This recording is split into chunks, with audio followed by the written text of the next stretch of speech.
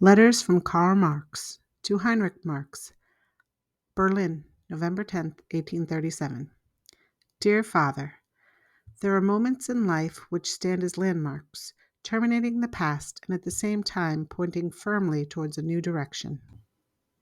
At such a point of transition, we feel compelled to contemplate, with the eagle eye of thought, the past and the present in order to arrive at a true awareness of our actual situation. Indeed, world history itself loves such a retrospect, seeming to move backwards and to stand still, whereas in reality, it leans back in an armchair to understand itself and to penetrate intellectually its own actions, that of the mind. The individual, however, becomes lyrical in such moments, because metamorphosis is partly swan song, partly overture to a great new poem, and tries to gain shape amid the still hazy, brilliant colors. And yet we should put up a monument to what we have already experienced, so that it should regain in sensibility what is lost in action. And where could we find a more sacred abode than in the hearts of our parents, the most indulgent judges, the most intimate participants, the sun of love whose fire warms our innermost strivings? What better way is there to correct and to receive forgiveness for what is displeasing and blameworthy in our character than to look at it as a currently necessary condition? In what other way can one remove the reproach of having a twisted heart than by ascribing it as much to adverse luck as to aberration of spirit as to anything else? If now, at the end of the year I spent here, I review the events of that period, and in doing so, dear Father, answer the affectionate letter you wrote me from Ems, I take the liberty of examining my situation and, in general, my view of life, which I consider an expression of reflection, and in all directions, in science, in art, in private endeavors. When I left home, a new world had opened up for me, one of love, and at first, a love drunk with longing and empty of hope. Even the trip to Berlin, which otherwise would have enchanted me to the highest degree, would have inspired me to contemplate nature, and inflamed me to a joy of living, left me cold, indeed depressed me considerably. For the rocks I saw were no steeper, no harsher than the sensations of my soul. The broad cities no livelier than my blood, the restaurant tables no more overloaded with indigestible food than the contents of my imagination, and finally, art itself, which was not as beautiful as Jenny. Upon arrival in Berlin, I broke with the existing connections, paid rare visits, and then only with reluctance, and sought to immerse myself in science and art. In my state of mind, then, lyrical poetry was necessarily the first, at least the most pleasant project I embarked on, but in accord with my position and previous development, it was purely idealistic. An equally remote other world, such as my love, became heaven, my art.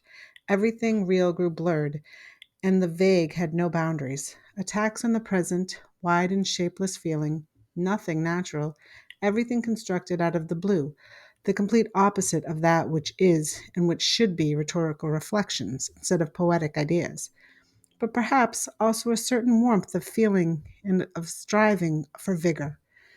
All this characterized the poems in the first 3 volumes I sent to Jenny. The whole horizon of longing, which seems no limit, assumes various forms and turns versifying into width.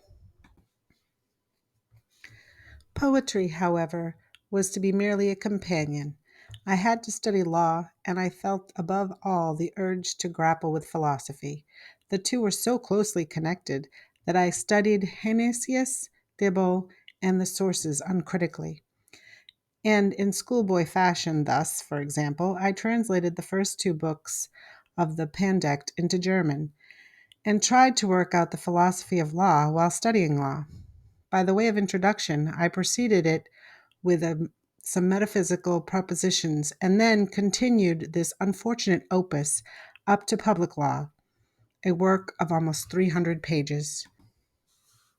Above all, I was troubled by the same contradictions between the is and the ought that is characteristic of idealism. and this led me to make the following hopelessly inaccurate divisions. First, the metaphysics of law, as I gratuitously termed it, that is, the principles, reflections, and definitions of concepts, divorced from all real law and all real forms of law, as it is the case of Fichte, but in my case, more modern and less substantial. This, the unscholarly form of mathematical dogmatism, where the subject circles around the matter, reasons to and fro without the matter itself forming into something rich and alive, obstructed an understanding of the truth of the outset. The triangle leads the mathematician to construct and to demonstrate. It remains a mere idea in space. It does not develop into anything else. It has to be set beside something else to assume different positions. Of these, then juxtaposed to related ones, yield different relationships and truths. On the other hand, in all concrete expressions of living world of ideas, such as law, the state of nature, and all of philosophy, the object itself has to be observed in its development.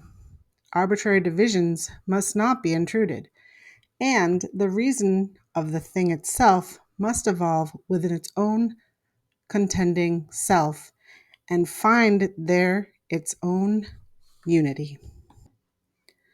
The second part there followed the philosophy of law, that is, according to the opinion I held then about the development of ideas in positive Roman law, as if positive law in its intellectual evolution, I do not mean in its purely finite definitions, could exist at all parts from the shape of the concept of law, which, after all, the first part should have included.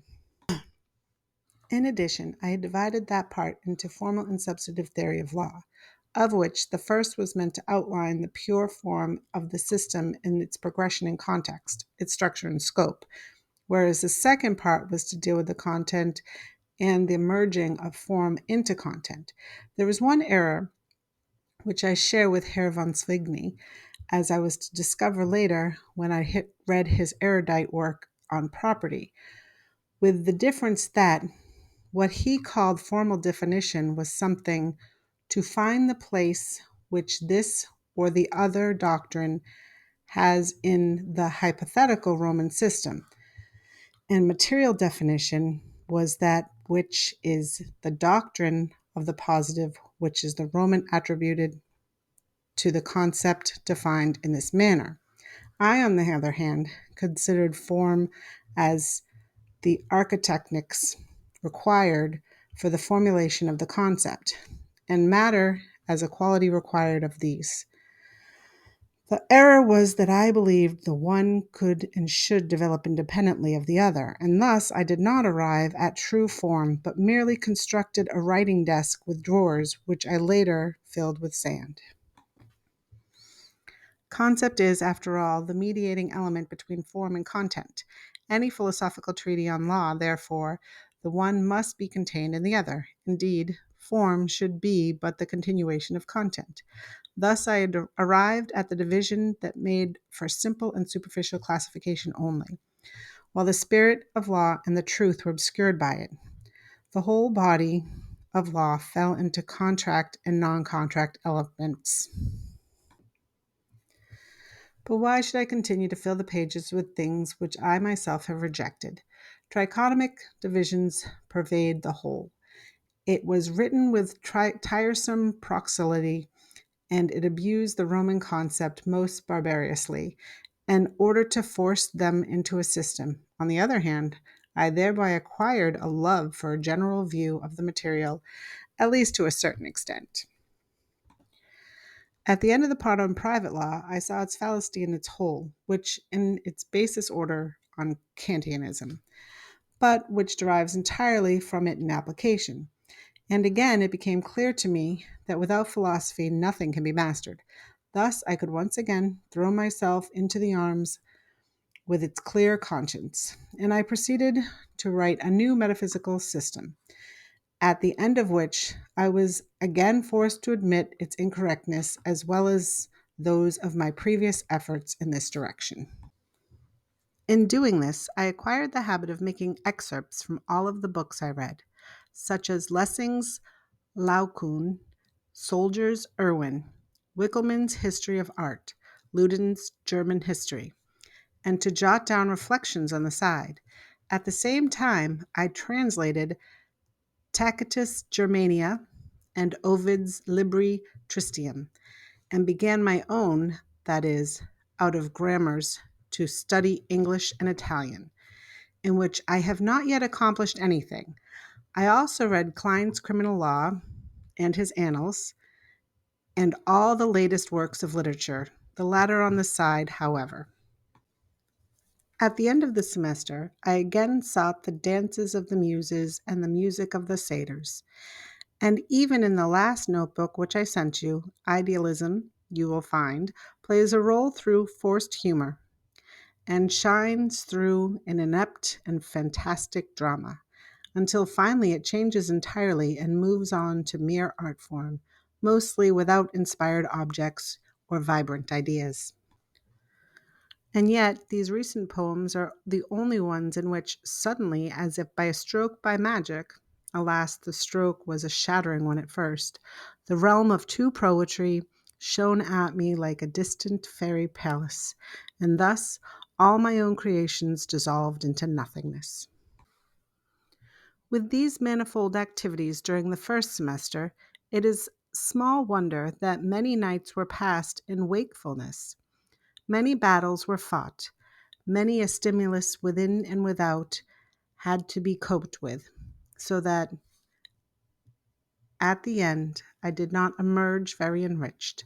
I had neglected nature, art, and the world around me, and I alienated many friends.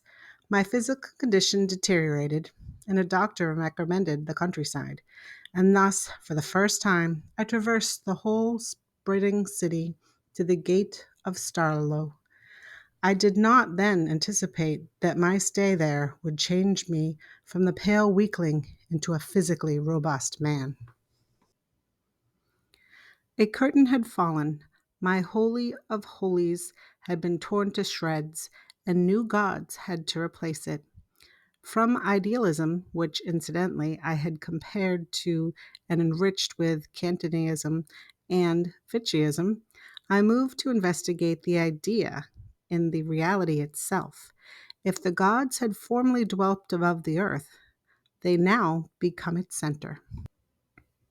I had read fragments of Hegel's philosophy, the grotesque, rock-like melody of which did not appeal to me. Once again, I wished to dive into the sea, but with the definite intention of finding our spiritual nature as essential, concrete, and solidly rounded as the physical one. No longer would I practice the arts of fencing, but hold the pure pearl up to the sunlight. I wrote a dialogue of approximately 24 pages. Cleanthese, the starting point and necessary progress of philosophy. It combined, to a certain extent, art and learning, which previously had been separated. I plunged vigorously into the work itself, into the philosophical, dialectical development of the Godhead as it manifests itself as the concept itself, as religion, as nature, as history. My last theme was the beginning of the Hegelian system. And this task, for which I was somewhat prepared by my reading of Science and Nature, Schelling, and history, has caused me endless heartache. Being written in such a words crossed out manuscript, since it was meant actually to constitute a new system of logic, that I myself can scarcely follow it now. This beloved offspring of mine, tended in the moonlight, lures me on treacherously, like a false siren into the arms of the enemy. I was so angry I was unable to think at all for a couple of days. Ran around like a madman in the garden close to the dirty waters of the Spree, a river of which it is to be said that it washes souls and dilutes tea. I even joined my landlord in a hunting party, then hastened back and felt like embracing every loafer at street's corner. Shortly thereafter, I pursued only positive studies. I read Savigny's Property, Feuerbach's and Grumman's Criminal Law, Kramer de Verborum Signification, Wenning Ingelheim's Pandect System, and Muhlenbruck's Doctrina Pandectarium, the latter of which I have not finished. I also studied some of Lauterbachen's work, civil law, and in particular, ecclesial law, including the first part of Gratian's Concordia Discordantium Concondum, of which I have read virtually the whole corpus, including the appendix, and made excerpts, and also Lancelotti's Institutions. Then I translated part of Aristotle's Rhetoric, read the famous Bacon De Augmentis Scientiarum, occupied myself very much with Ramius, whose book Von de Kunstembare der Tie I once had studied with great pleasure. I also took up German law, but here I restricted my readings to the capitularies of the Frankish kings and the Pope's letters to them. From grief over Jenny's illness and my fruitless intellectual labors, from consuming anger over having to make an idol of the view of I hate, I fell sick, as I have already told you, dear father, my health restored. I burned all my poems and sketches for short novels, etc., laboring under the illusion that I could abandon them altogether, of which yet there is no evidence. During my illness, I came to know Hegel's work as well as most of his disciples from beginning to end. As a result of several meetings with friends at Starlow, I got into the Doctors' Club, which had among its members university lecturers and my most intimate friend, Dr. Rutenberg. In the course of our debates, many an opposing opinion came to light, and I clung even more tightly to my own world look, of which, in truth, I had believed myself free, but any resounding ideas I might have had were muted, and so I seized with rage for irony, as so often happens when there is that much negativism. This was aggravated by Jenny's silence. I could not rest until I had grasped modernity and the point of view of modern scholarship by turning out a few bad productions, such as Der Bishop, The Visit, etc. If perhaps I failed to convey to you either a clear idea or all the details, as well as all the nuances of the past semester, do please forgive me, dear Father, on account of my eagerness to speak of the present. Herr von Chamisso sent me a measly note in which he says he regrets that his almanac cannot use my contributions, because it has long since gone to press. I swallowed his note in anger. Wingand, the book dealer, forwarded my plan to Dr. Schmidt, publisher of Wunder's store of good cheese and bad literature. I am enclosing Wingand's letter. Schmidt has not yet answered. In the meantime, I shall by no means give up this plan, all the more so as all the famous experts on aesthetics of the Hegelian school, through the good offices of Instructor Bauer, who plays a great role among them, as well as my coadjutor, Dr. Rutenberg, have promised to cooperate. In regard to the question of a government career, my dear father, I have recently made the acquaintance of Assistant Judge Smithaner, who advised me to enter it after passing the third law examination. This would appeal to me all the more since I really prefer jurisprudence to any study of public administration. The gentleman in question told me that from the Munster District Court in Westphalia, he himself and many others made it to assistant judge in 3 years, which he says is not difficult to do, provided, of course, that one works hard.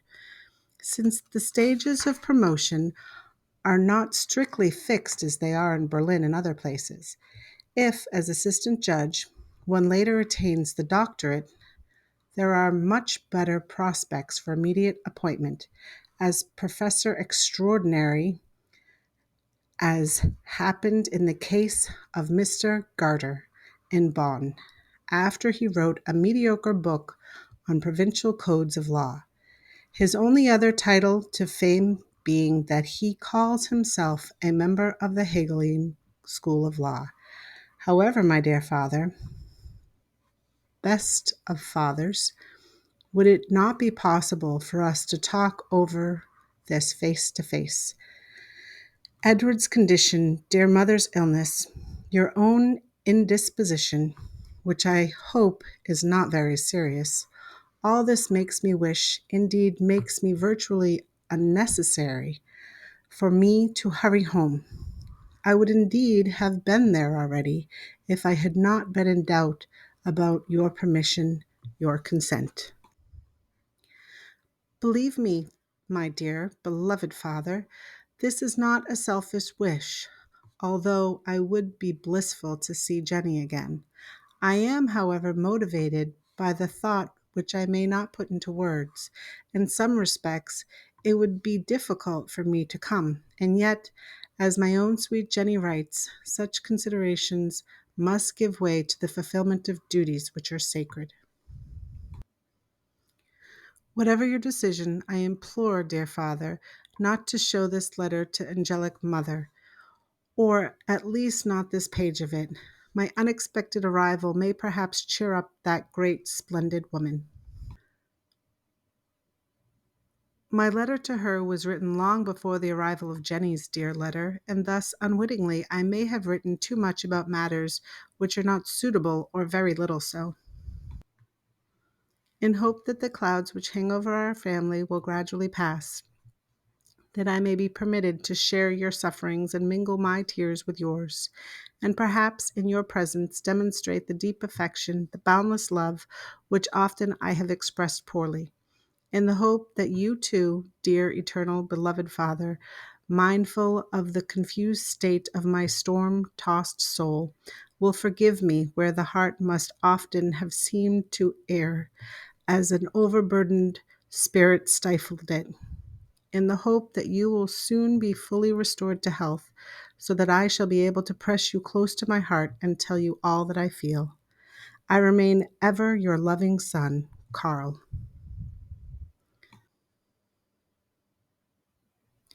Forgive, dear father, the illegible handwriting and the bad style. It is nearly 4 o'clock. The candle has burned out completely, and my eyes are blurred. A true restlessness has taken hold of me. I shall not be able to mollify the specters haunting me until I am in your dear presence. Please greet for me my sweet, splendid Jenny. I have already read her letter 12 times, and every time I discover her new charms in it. In every respect, in every style, it is the most beautiful letter I can imagine a lady to write.